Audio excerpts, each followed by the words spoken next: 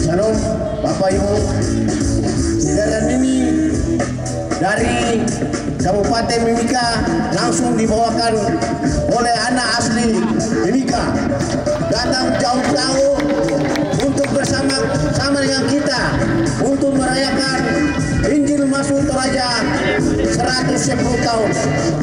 Tarian ini namanya tarian Pangkur Sagu, khusus untuk hadir bersama-sama kita di sini untuk memberikan hari ulang tahun Injil Masuk Papua. Salah, Injil Masuk Toraja. Sekian dan terima kasih.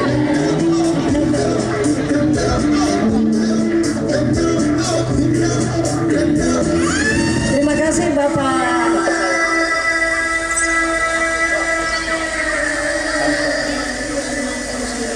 Ya, sambil kita menyaksikan tarian Pangkur Sagu ini, silakan Bapak Ibu yang mau memberi saweran disilakan.